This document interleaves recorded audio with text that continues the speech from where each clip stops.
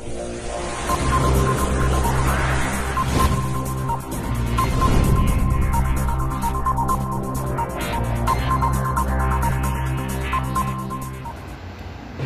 नमस्कार।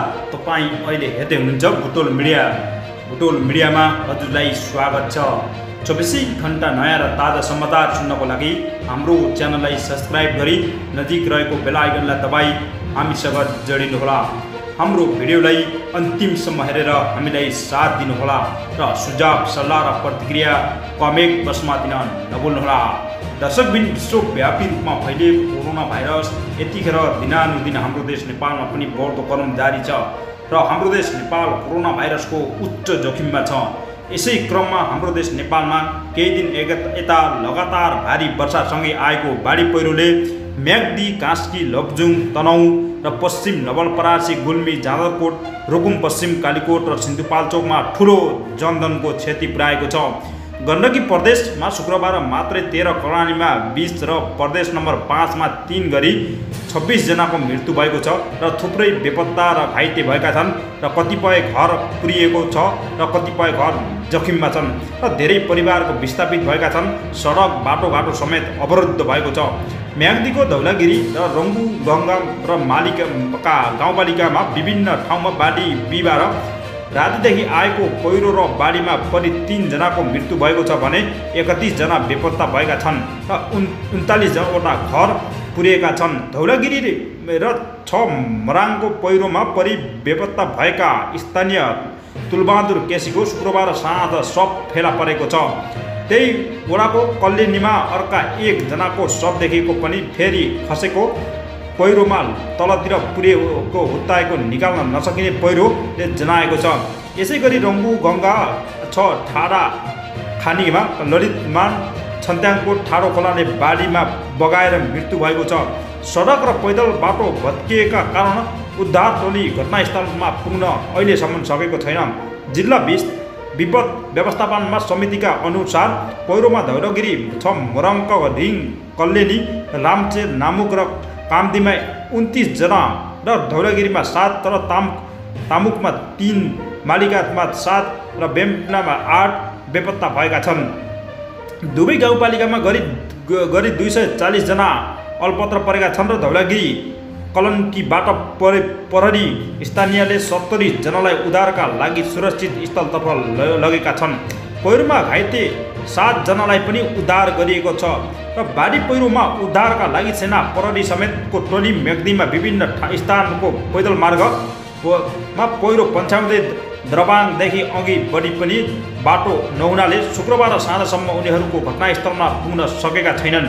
मुख्य घटनास्थल सदरमुकामदेखि 40 किलोमिटर पश्चिम पर्छ र उद्धारका लागि आएका 2 हेलिकप्टर खराब मौसमका कारण बीच बाटैबाट फर्किएका थिए र बाढी पहिरोबाट धौलागिरीको मराङमा 20 घर, तामकमा 4-5 र मालिकाकोमा 10 घर पहिरोमा पुरिएका छन्। यस्तै मालिकामा 5 र देवीस्थानको खौराङमा 1 र मङमाङमा 20 किलोमा क्षमताका लङ्गु जलविद्युत आयोजना पनि पावर हाउस पुरिएका छन्। स्थानीयको सूर्यमुखी युवा क्लबका अध्यक्ष 1 भर्ती मगरले पनि बताए। धौलागिरी गाउँपालिकाका अध्यक्ष थमराज पुनका अनुसार तामक मावि हुलक कार्यालय, स्वास्थ्य चौकी भवन सहित 100 रोपनी धान खेती पनि पुरिएको छ। यसै गरी हाम्रो देश नेपालमा कयौँ ठाउँमा घरबारको ग्रामीण सडक र 2 सातादेखिमा पुरिएको पहिरो नाली पुरिएका छन्। यसैलाई नहटाउँदा वर्षाको पानी सडकमा बगेर डिलमा बनाएको रेनिटेड वालमा पुगेको सोही वाल भत्किएर पहिरो जाँदा थापाको घर पुरिएको र बिहिबार राति पिकनिकको जन्मदिनमा आफन्त र छिमेकी जमघट भएका थिए र पोखरामा नगरपालिकामा 25 हेममा मेलाटको पहिरो घर पुग्दा 70 वर्षीय हेमकली अधिकारी र पोखरा 26 पैदेनीका दुर्गाबहादुर सुनारको पनि मृत्यु भएको छ। पोखरामा 27 रोपनी सिमटारमा चन्द्रबहादुर मगरले घरमाथि पहिरो आई भत्किँदा 3 जना घाइते भएका छन् र पोखरामा 19 तल्लो डाँडामा निगीधारी बास्तोलामा धनसार पनि पुरिएको छ।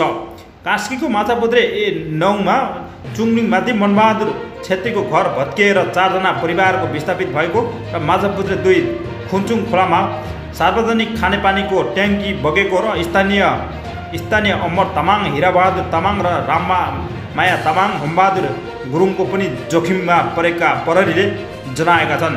कास्की जिल्ला विपद व्यवस्थापन समितिको प्रति मृतक 1 लाख दरले तत्काल राहत उपलब्ध गराउने, घाइते सरकारी अस्पतालमा निःशुल्क उपचारको व्यवस्था मिलाउने निर्णयको प्रमुख जिल्ला अधिकारी ढकालले बताएका छन्। जिल्ला विपद व्यवस्थापन समिति लमजुङले मृतकका लागि परिवारलाई 3 लाख राहत दिएको छ र शुक्रबार दिउँसो प्रमुख जिल्ला अधिकारी कृष्ण प्रसाद शर्माले मृतक दीपकका बुबा हर्कबहादुरलाई 3 लाख रुपियाँ दिएका छन्। र कास्कीको पोखरामा विभिन्न ठाउँमा फसेको पहिरोमा परि 7 जनाको मृत्यु भएको छ र पोखरा 18 सराङकोट गोठा दिमा बिहान 2:30 बजेतिर फसेको पहिरोमा स्थानीय टङ्कबहादुर थापाको घर कुर्दा 5 जनाको मृत्यु भएको छ। मृतकका घर धनी 50 वर्षीय टङ्कबहादुर थापा, उनकी श्रीमती 45 वर्षीय सोनमाया, टङ्कबहादुरका दाइका नाना नातिना 6 वर्षीय सुमाङ थापा र 11 वर्षीय इसिका थापा र 8 वर्षीय शीतल श्रेष्ठको पनि मृत्यु भएको जानकारी आएको छ। कास्की प्रहरी प्रवक्ता डिएसपी सुमाङ हमाङले बताए, पहिरोमा पुरेका 22 वर्षीय पिङ्की र 18 वर्षीय आशा थापाबहादुर पिङ्कीको 5 वर्षीय छोरी फिरिसा थापा मगर घाइते छन्।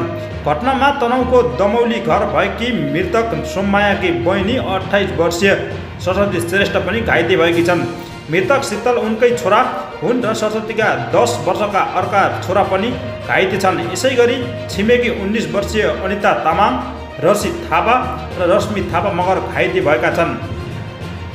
र हाम्रो देश नेपालमा कयौँ बाढी पीडितले चाहिँ घर र धान हुने खेतीबारीको पहिरो पनि पुरिएको छ। यस्तै वडा नम्बर 5 को मलाङ दर्जन बढी पहिरोमा झरेपछि हेल्थ पोस्ट र सामुदायिक भवन, विद्यालय भवनमा व्यवस्थामा ठुलो क्षति पुर्याएको पनि जानकारी आएको छ भन्दै अहिलेलाई यो समाचारबाट बिदा माग्छौँ। जय नेपाल। यो समाचार कान्तिपुरबाट साभार भएको समाचार हो।